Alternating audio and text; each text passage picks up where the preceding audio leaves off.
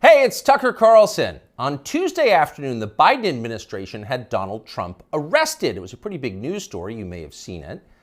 Just before 9 p.m. that night, as part of its coverage, Fox News ran two live video feeds next to one another. On the right, Donald Trump addressed his supporters in New Jersey. On the left, Joe Biden spoke at an event for the Secretary General of NATO in Washington. Beneath those videos at the bottom of the screen, Fox's banner read this way, quote, "Wannabe dictator speaks at the White House after having his political rival arrested." Those words were up for less than 30 seconds, but the effect was immediate. Inside Fox, the women who run the network panicked. First, they scolded the producer who put the banner on the screen. Less than 24 hours after that, he resigned. He'd been at Fox for more than a decade. He was considered one of the most capable people in the building. He offered to stay for the customary 2 weeks, but Fox told him to clear out his desk and leave immediately. Then the company issued a public apology for the 27-second-long wannabe dictator line. Quote, "The chyron was taken down immediately," Fox's PR department said, and then added ominously it was, quote, "addressed." That was all true, but it was not enough to save Fox News from the ensuing scandal. For a time in the rest of the media, Fox's assessment of Donald Trump's arrest seemed to overshadow Trump's arrest itself.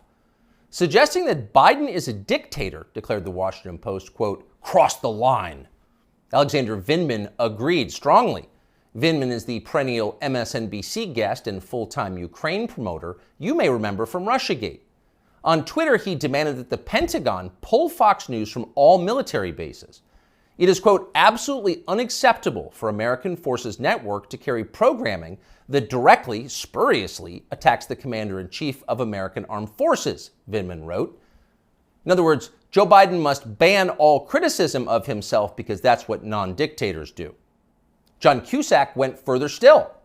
"For the crime of calling Biden a dictator, Fox should be shut down," wrote the 80s-era movie star. Quote, "the government has to take away their broadcasting license." And so on. It was all over the internet. Democrats were very, very angry. But why were they angry? If the banner on Fox was false, why the hysteria?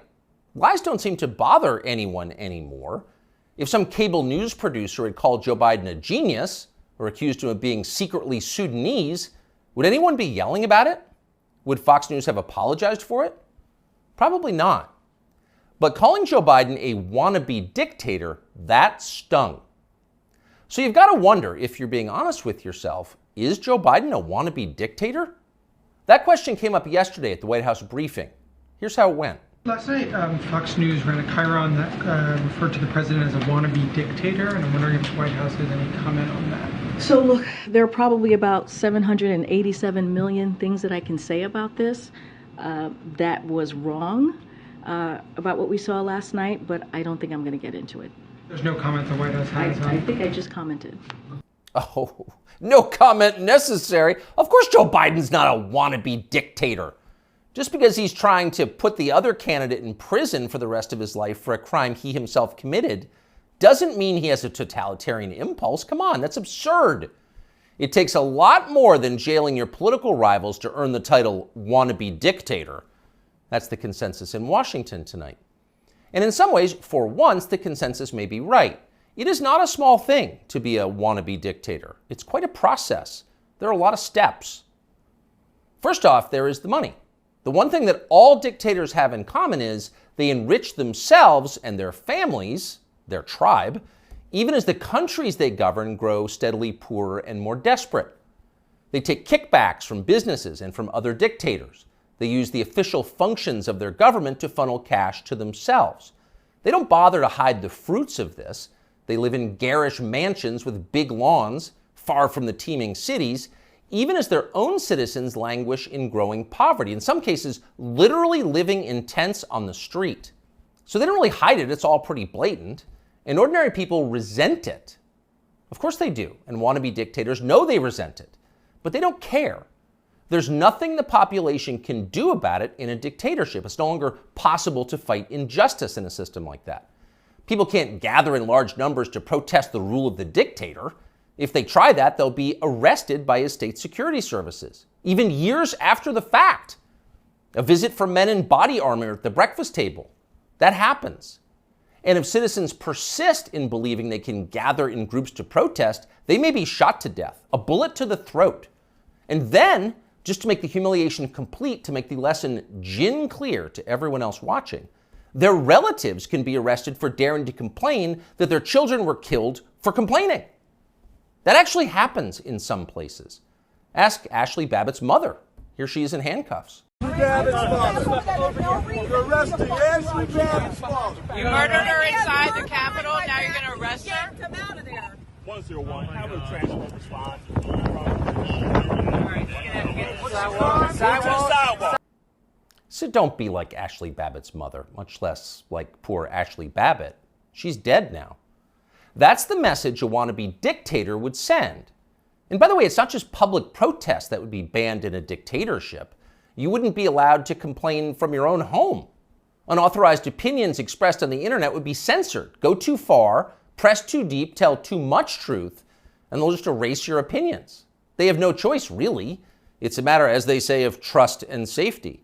You must trust the leader, or else you will jeopardize his safety. Not that you really can jeopardize his safety at this point. The leader has nuclear weapons, and you don't. He'll remind you of that from time to time. And in any case, you're in the process of being disarmed anyway, along with everyone else who has shown questionable loyalty to the leader. Those who support the regime can keep their weapons and use them freely, including on public transportation. That's a core civil right for them. But for those who dissent from the program, self-defense is an unaffordable privilege. Turn in your guns, Mr. and Mrs. Peaceful Opposition. You're a danger to society, and we know who you are. And in fact, the wannabe dictator does know who they are because he knows everything. Technology has made him all-seeing. A report in Wired magazine just this week revealed that the highly non-dictatorial Biden administration is busy tracking the phones of millions of Americans without their knowledge and without bothering to get a warrant. And at the same time, the same non-dictatorial administration is stockpiling a massive trove of damaging information about these same Americans, to be used at some point, we are sure, for entirely noble purposes. So the administration now knows everything: where you spend your days, who you talk to, what you think, your porn habits. Not a big deal. The administration already knows what you buy, of course, because they've leaned on the big banks to turn over your confidential credit card information. Not because anyone here is a wannabe dictator, to be clear, but just because. It's nice to have that information, just in case, in the words of the Fox News PR department, a situation arises that needs to be, quote, addressed.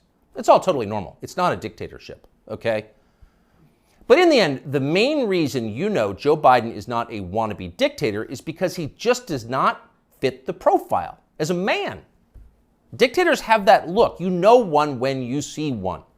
Dictators build cults of personality around themselves, and they use those cults to deny the glaringly obvious.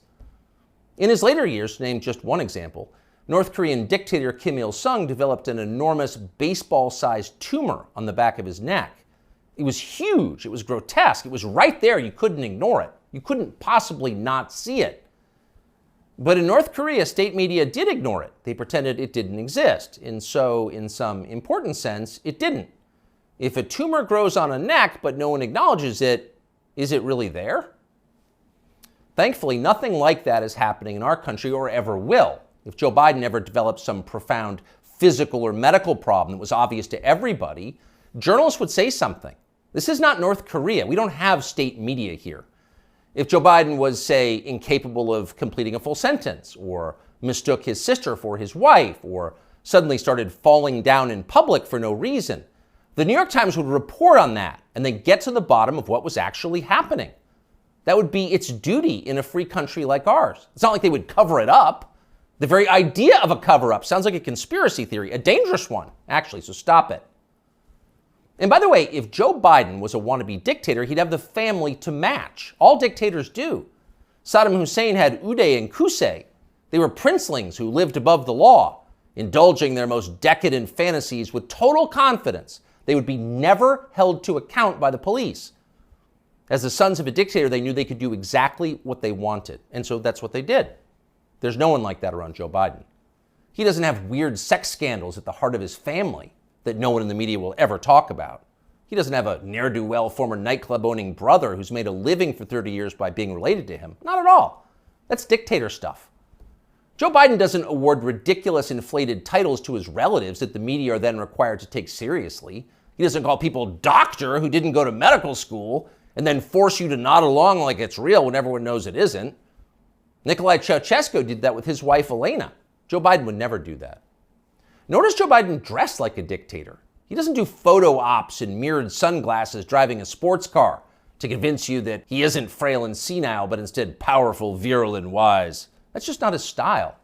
If Joe Biden was a dictator, he'd be wearing epaulets and carrying a tasseled riding crop, and he isn't yet, so calm down. If he was a dictator, Biden's speeches would look like Nuremberg rallies, a blood-red backdrop, armed soldiers by his side, screaming about crushing his eternal enemies. Honestly, Biden did come close to that one time last September at a speech in Philadelphia, but it wasn't in any sense dictatory. It was necessary. As MSNBC assured us at the time, quote, Biden aimed to showcase his faith in the military apparatus and its ability to back the democratic order. See, it was about democracy, not dictatorship. No cause for alarm. He is not a dictator. A dictator would stockpile ammunition for his own bureaucrats, including his tax collectors. He'd redefine the legal code to make disloyalty to the regime the most serious crime. He'd claim dominion over the most intimate parts of his citizens' lives. He'd define what attitudes they were allowed to have about sex and religion and how to raise their families. He would even, in his final grandiose stage of dictatorship, claim ownership of their children. And Joe Biden wouldn't do that. And to prove he would never do that, Biden just this week released this video. These are our kids. These are our neighbors. Not somebody else's kids, they're all our kids. And our children are the kite strings that hold our national ambitions aloft. It matters a great deal how we treat everyone in this country. LGBTQ Americans, especially children, you're loved, you're heard, and this administration has your back. See? Joe Biden isn't saying your children belong to him like a dictator would. He's saying something very different from that. He's saying America's children are, quote, our children. Not his alone, ours. You share your children with Joe Biden evenly, right down the middle, with alternating weekends. You've got joint custody with Joe Biden, and you can thank heaven that you do. A nation is like a family. Every family has a head, a father. That's Joe Biden, our nation's father. And this, ladies and gentlemen, is now his fatherland. Just don't call it a dictatorship, or we'll have to issue a statement disavowing you. You often hear people say the news is full of lies. In Kennedy's motorcade. 239 people. The death of Jeffrey Epstein.